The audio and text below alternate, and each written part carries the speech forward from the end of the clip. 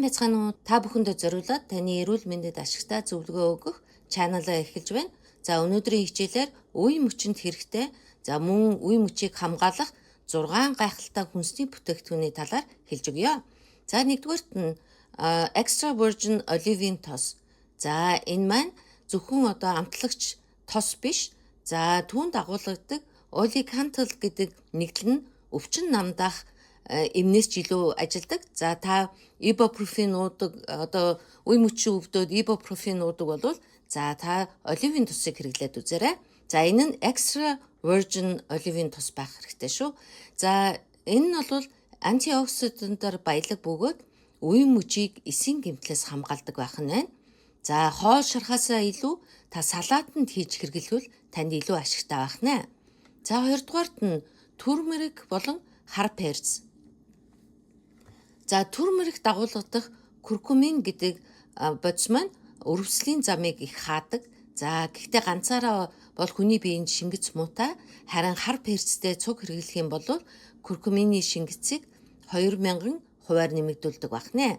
За энийг яаж хэрэглэх вэ гэвэл 1 аяга сүв, за 1-2 цайны халбаг turmeric, за чимэх хар перц, за жоохон coconut тос хэрэглүүл зүгээр. За дээрэс нь зүгийн бал нэмж та бүхэн болно. За 3-дугаарт нь байцаа. За байцаа бол хөхрээр маш баялаг. Хөхөр нь коллаген болон мөгөөрсний бүтэц үүсгэхэд маш их хэрэгтэй байдаг.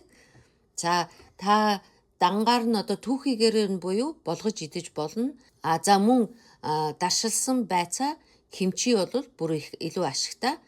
Яагаад гэвэл пробиотик ордог учраас биеийн өрөслийг бууруулж өгдөг байх нэ. За 4-дугаарт нь эсгэлэн энтор. Эсгэлэн энтор маань антоцианин гэдэг нэгдлэр баялаг. Эдгээр нь өрөслийг намдаах хүчтэй нөлөөтэй. За мөн байгалийн мелатонин агуулдаг тул таны гүн нойрыг дэмжиж эд эсийн нөхөн төлжилтийг сайжруулдаг байх нэ. За өдөрт 1 аяга эсвэл шахаад шүүс олгоод сахар нэмэхгүйгээр 2 аягыг ууж хэрглэж болох нь байна. За 5-дугаарт нь хар үрийн тос. За хар үрийн тос маань бас нэлээд хүчтэй антиоксидантыг агуулдаг. За өдөрт 1 цайны албагийг өлөн дээрээ уувал их зүгээр. За эсвэл өвдсөн үе мөчн дээрээ түрхэж болох нь байна. За 6-дугаарт нь моринга. За моринга нь бол жүржнээс 7 дахин С витамин агуулдаг. За мөн сүүнээс 4 дахин кальц агуулдаг. За байцаанаас 25 дахин их төмрийг агуулдаг байх нь байна. За мөн хаван хөшөлтийг бууруулдаг байх нь байна. За эхлээд энийг хэрэглэхдээ хагас цайны халбагыг нунтгийг хэрэглээд за тэгээд аажмаар жоохон нэмээд бүтэн халбаг болгож болох нэ. Хэрвээ таны үе мөч их өвддөг бол дараах зүйлсээс зайлсхийгээрэй. Нэгдүгээр боловсруулсан мах, за хям, консерв, сосис гэх мэт. За илүүдэл сахар, за мөн шар буурцаг, эрдэнэ шиш, наран цэцгийн тосноос болгоомжтой байгаарай. За мөгөөрс бол 75% нь ус. За тийм учраас та өдөр тутам 8-аас 10 аяга усыг тогтмол ууж байгаарай. За мөн ер нь жингээ хасах хэрэгтэй. За 1 кг жим хасахад өвдөгнөөс 4 кг даралтыг бууруулдаг байх нь байна.